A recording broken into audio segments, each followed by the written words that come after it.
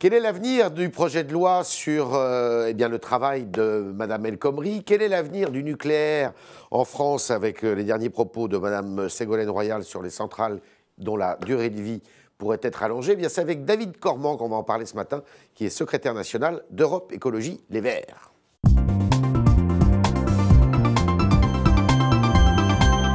David Cormand, bonjour, bienvenue. Alors, est-ce que le projet de loi de Mme El Khomri, qui est encore un avant-projet de loi, a un quelconque avenir?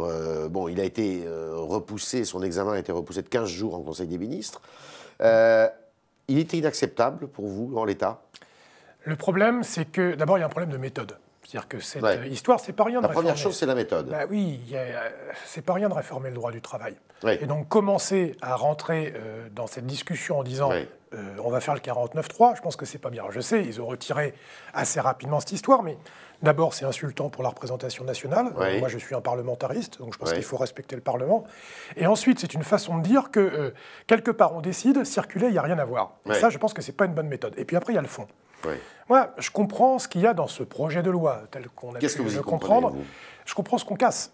Je comprends qu'on se met dans une logique où on dit, écoutez, vous n'êtes déjà pas tellement bien payé, vous avez du mal à trouver un boulot, mais vous n'en faites pas encore assez. Donc pour vous êtes pouvoir plutôt favorable au principe d'une réforme, vous? Moi, je suis favorable à une vraie réforme. Une réforme qui prend en compte les relations qu'on va avoir au travail au XXIe siècle. Et je vais peut-être vous faire bondir, mais je pense que, par exemple, la course à la réduction du coût du travail est une faute. C'est une erreur. On va courir jusqu'à quand? On va s'aligner sur les tarifs de la Chine? On va s'arrimer sur les tarifs... Il y a de la marge. Oui, mais c'est une tendance qui n'a pas de logique. Par contre, aujourd'hui, à un moment où la valeur ajoutée, les gains de productivité ne se font plus tant par l'activité du travail humain, mais par d'autres technologies, il faut trouver le moyen de répartir la valeur ajoutée autrement que par le travail. Réduction du temps de travail. Aujourd'hui... Ah, vous êtes dans la réduction du temps de travail, vous en êtes encore là alors? Mais je suis à l'avant-garde, je pense. C'est à dessein que j'ai cette expression. Mais pourquoi je dis ça? Parce que la réduction du temps de travail, aujourd'hui, on la connaît. Donc c'est à l'opposé de ce projet de loi? Oui, la réduction du temps de travail aujourd'hui, pourquoi je dis ça? Pas par esprit de provocation. La réduction du temps de travail aujourd'hui, on l'a subi, ça s'appelle le chômage. Le temps de travail global baisse petit à petit. Donc on a deux solutions. Sur une vie? Et non, mais même globalement dans la société. Vous savez, depuis 50 ans, c'est la première fois dans l'histoire de l'humanité qu'on n'a plus besoin de la force de travail maximum de tout le monde pour fournir les richesses nécessaires. Alors, réduction du temps de travail, dites-nous, comment on fait alors? On a fait les 35 heures, moi je suis pour qu'on réfléchisse aux 32 heures et à la semaine de 4 jours. Et vous avez raison, un étalement tout au long de la vie. Par exemple, quand on commence son activité professionnelle, qu'on n'a pas encore d'enfants, on peut travailler un peu plus. Et vous pensez qu'avec une disposition semblable, on peut résorber en partie le chômage? Mais bien sûr. Quand vous avez une ressource rare... Parce qu'on a essayé avec les 35 heures, ça a été un échec total. C'est faux. Pourquoi vous dites que ça a été un échec? Ça a été une période où... Non, ça a été une période où le chômage a plutôt reculé. Il y avait de la croissance, et puis on sait très bien que les emplois qui ont été créés ont été des emplois précaires. Et il y avait vous croyez qu'ils ne sont pas précaires aujourd'hui, les emplois? Et vous croyez que si vous allez assouplir encore le droit du travail, ça va être moins précaire? Donc cette course justement à la précarité, il faut la stopper. Donc il faut avoir un rapport rationnel. Il y a une masse de travail disponible. Moi je suis pour que tout le monde travaille un peu moins, plutôt qu'il y en ait quelques-uns qui travaillent et d'autres qui soient complètement sur le bord de la route. Oui, il n'y a pas un problème de formation quand même, parce que tout le monde travaille, d'accord, mais pour ça il faut être formé. Il y a un problème de formation en France. Oui, mais la vérité c'est qu'il y a 5 millions d'inactifs, ou en partie inactifs, qui sont là.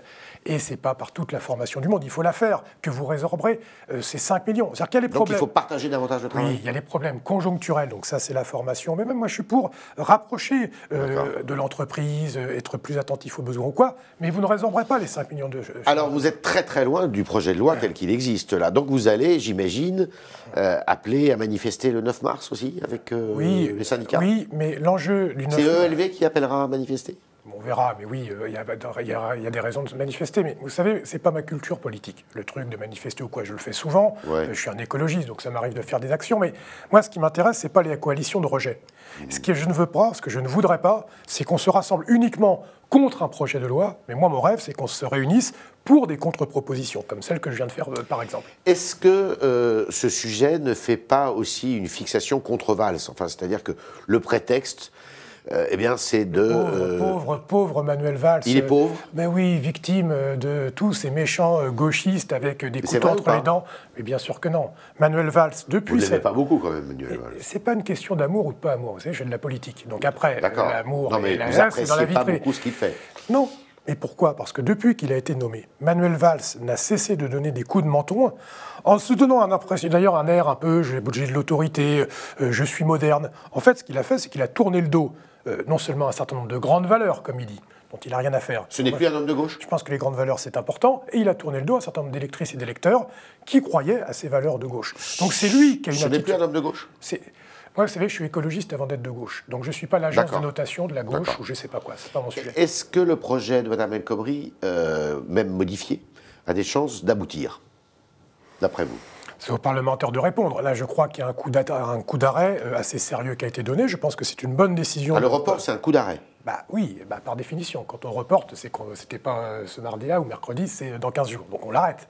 Ça veut dire que ça va peut-être repartir. Oui. Si c'est un moment pour pouvoir débattre et essayer d'avoir des choses moins choquantes, tant mieux.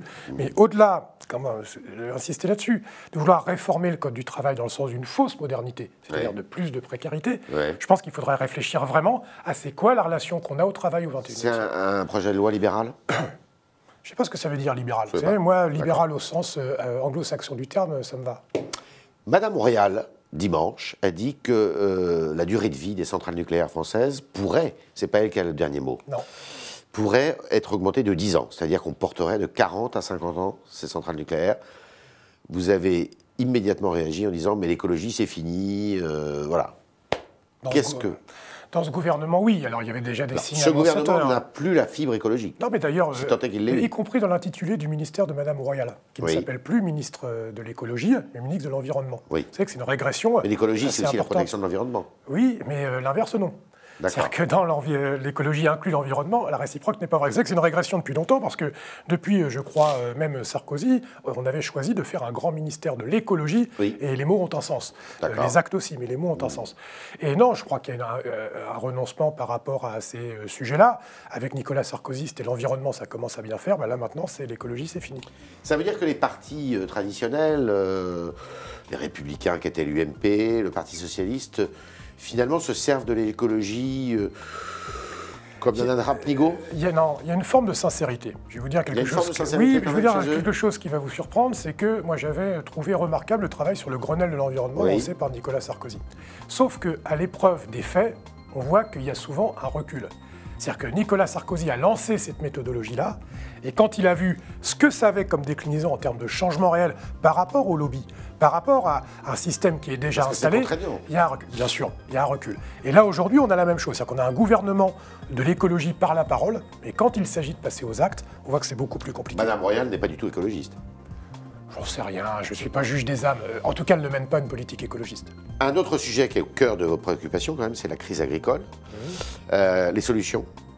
Je crois qu'il y a un grand problème, c'est qu'on a obligé des agriculteurs, depuis 50 ans, à se tourner vers une agriculture industrielle. Et pourtant, ils n'arrivent pas à concurrencer leurs voisins. C'est pour ça que c'était une fausse piste, et qu'il faut passer d'une agriculture industrielle à une agriculture plus paysanne, plus proche de la terre, du rapport à la nature, et surtout des clients, pour pouvoir non plus vivre de subventions, mais c'est plus que jamais nécessaire. Bien sûr que c'est encore possible. Est-ce que les agriculteurs vous entendent quand vous dites ça? C'est difficile, parce qu'ils sont pris dans une espèce de tenaille, et moi je regrette qu'ils fassent confiance au patron de la FNSEA, qui est autant agriculteur que moi, pour tout vous dire, et qui est surtout un industriel, et on voit ce que ça donne. La vision industrielle de l'agriculture, c'est la mort aujourd'hui des agriculteurs. C'était le talk de David Cormand qui nous a dit que oui, il fallait réformer évidemment la législation du travail, mais pas du tout dans le sens souhaité par le gouvernement. Lui, il est plutôt pour une réduction du temps de travail, pour davantage de partage du travail, semaine de 32 heures, et 4 jours par semaine de travail. Et puis, il nous dit évidemment que la fibre écologiste du gouvernement, comme celle du prédécesseur de M. Hollande, de M. Sarkozy, eh bien tout ça s'est dissipé avec le temps et que les contraintes liées à l'écologie ne sont pas acceptées. C'est bien dommage. Merci David Cormand. Merci à vous.